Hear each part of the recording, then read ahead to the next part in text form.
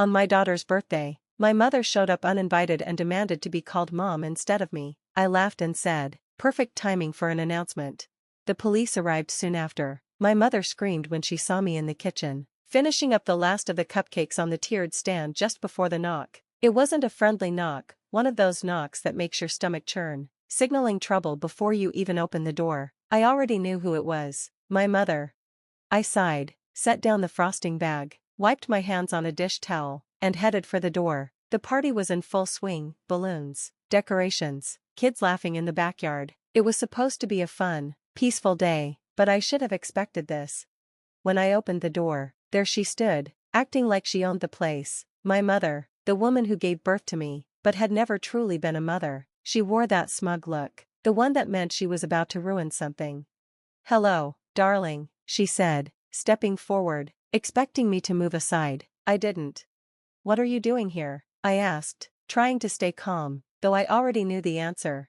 She clutched her purse and smirked. "It's my granddaughter's birthday. You didn't invite me for a reason."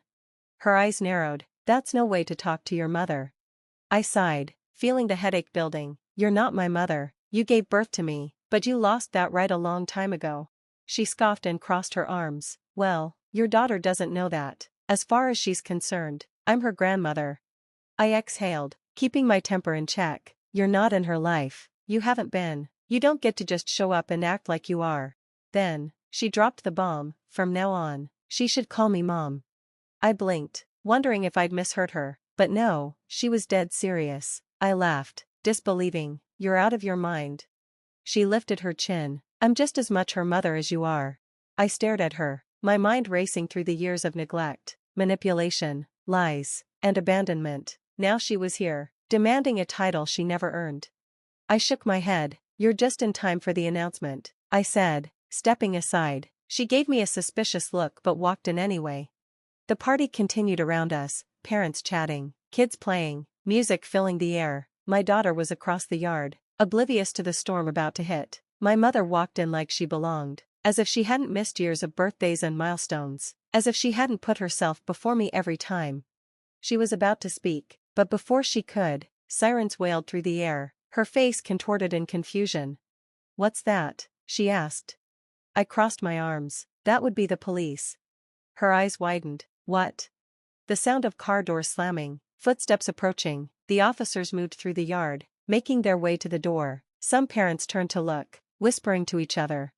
And then, the moment I had been waiting for, my mother's realization. Her entire body froze, her face drained of color, and she screamed. She knew what was happening, and for once, she wasn't going to get away with it.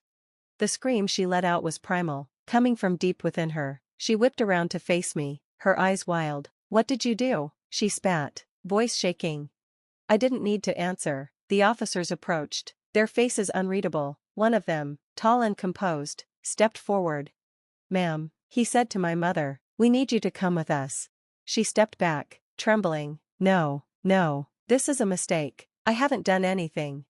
But she knew. One of the officers unfolded a piece of paper. "We have a warrant for your arrest." The party came to an abrupt halt. The music, the laughter, the chatter all faded as people looked on, frozen. Some of the kids still played, unaware, but the adults, they were glued to the scene, their eyes bouncing between me and my mother, the woman who thought she was untouchable. Now, her past was finally catching up to her.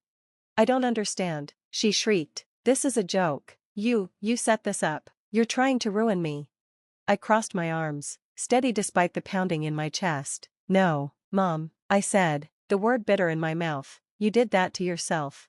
One of the officers pulled out handcuffs, and that's when she snapped. She lunged at me, nails digging into my arm as she tried to grab me, shake me, do anything to make me break. "You ungrateful little." But she never finished. The officers grabbed her, yanking her back as she kicked and thrashed. I stepped back, shaking off the sting in my arm, breathing heavily but calmly. She screamed again, but now it was panic. "What am I being arrested for?" she wailed, desperately looking for any sign this might be a misunderstanding. The officer remained impassive. "Fraud, identity theft, and child endangerment."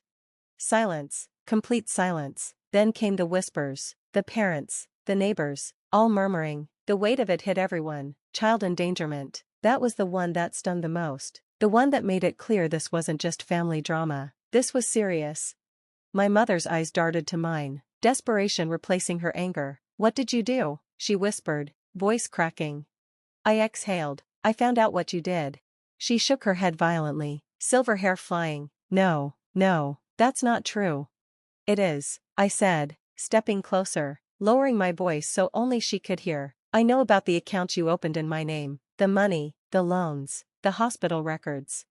Her mouth opened, then closed. Checkmate. She knew what I was talking about, and now the police did too.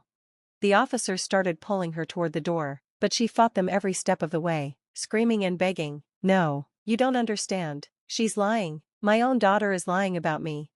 I didn't say another word, I just stood there, watching as they dragged her away, and just before they got her out the door, she screamed something that chilled me to the bone. "You'll regret this, I swear it, I'll make you regret this." And just like that, she was gone. The door slammed shut. The flashing red and blue lights outside cast a strange glow over the house. I took a slow breath, turned, and saw every person at the party staring at me. I forced a smile, clapped my hands together. "Who wants cake?" Laughter, nervous, awkward laughter, but it was enough. The party continued, the kids played, the adults whispered, but no one asked questions, no one pushed, and for the first time in a long, long time, I felt a sense of freedom wash over me, but deep down, I knew this wasn't over, not by a long shot. I kept up appearances during the rest of the party. I smiled, I served the cake, I thanked everyone for coming, but inside, my heart raced. My mother's last words kept echoing in my mind. "You'll regret this. I'll make you regret this." It wasn't just an empty threat. I knew her too well.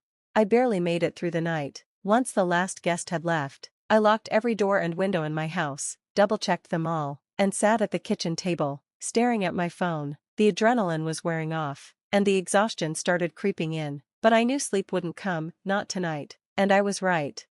At exactly 2:43 a.m., my phone rang. I jumped, my heart slamming against my chest. My hand shook as I reached for it. The caller ID read unknown number. I hesitated, then answered. At first, there was only silence, just heavy, labored breathing, then a voice. "You think you've won."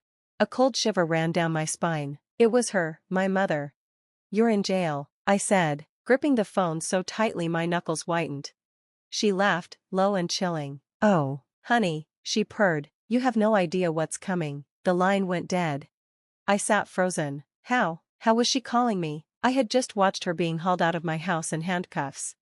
I barely slept after that. Every creak in the house, every faint noise, made me jump. When the sun finally rose, I called the police station to confirm. "She's still in custody," the officer assured me. "No phone privileges." My stomach sank. So she couldn't have called me? No, that didn't add up. But somehow, it had happened. That was the first sign something much bigger was at play. And then the letters began arriving, letters that seemed to come from nowhere. The first one showed up the very next day, neatly placed in my mailbox. No return address, just my name in tight, slanted handwriting. I recognized it instantly, my mother's. I tore it open right there, standing on the porch. "You think you're safe? You're not. I told you I would make you regret this. You have no idea what you've done." I read it over and over. My hand shook so much, I nearly dropped it. I ran inside and called the police again. "She's still in jail," the officer repeated. "There's no way she sent that letter." But someone had, and whoever it was knew exactly how to push my buttons. Then, 2 days later, another letter arrived, and this time, it was even worse. This letter contained a forged document, my signature at the bottom, and a note written in red ink. "I wonder what will happen when this gets out." I felt my stomach churn. I knew exactly what this was. A forged document claiming that I had taken out a huge loan in my mother's name, that I was the one committing fraud, not her. She was trying to flip the entire situation, make it look like I was guilty, and she wasn't working alone. She was behind bars, so someone else had to be helping her, someone with access to my personal details.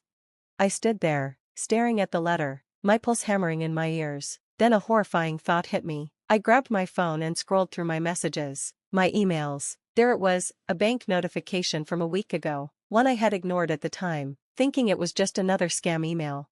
"Confirmation, your request to change your primary email has been processed." My stomach twisted. I hadn't made that request. Someone had. Someone had gotten into my accounts and was pulling the strings, all while my mother sat in jail, waiting for the perfect moment to strike. I thought this was over. I thought she was finally out of my life, but I was wrong. This was just the beginning.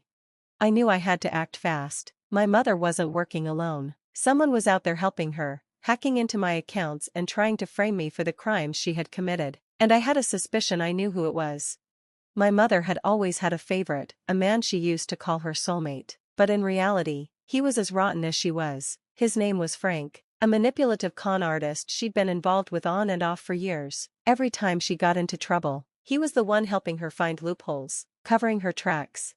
I didn't have proof yet, but I knew it was him, so I set a trap. First, I went to the police with the letters and told them about the forged document and the strange phone call. They agreed something shady was going on, but without concrete evidence, they couldn't do much.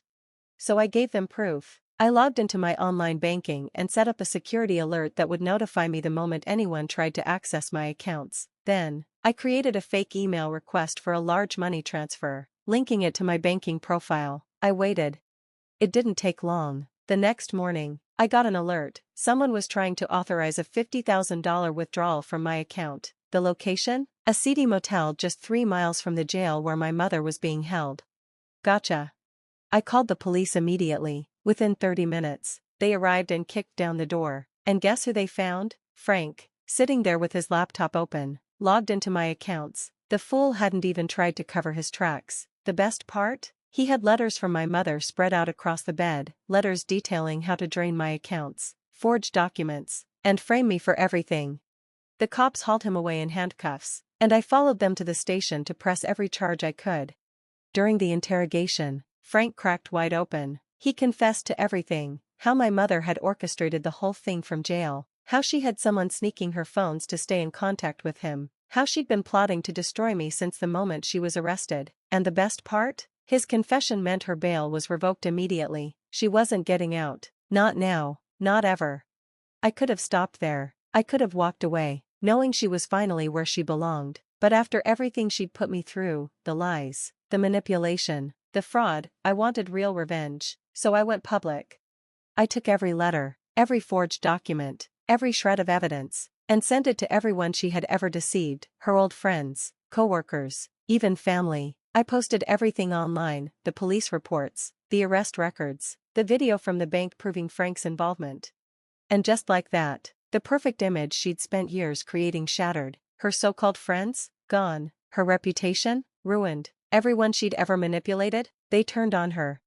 Her response? One final letter came through her lawyer. It was a pathetic, incoherent mess, pleading for forgiveness and cursing me at the same time. I didn't bother to respond. For the first time in my life, she had no power over me.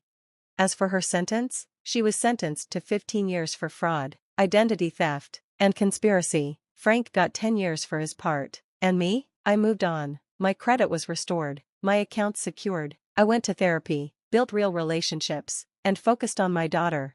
She never saw me again. My daughter's birthdays are peaceful now, no uninvited guests, no threats, no chaos, just happiness, and honestly, that's the sweetest revenge I could have ever asked for. Thanks for watching. See you next time, stay stunned.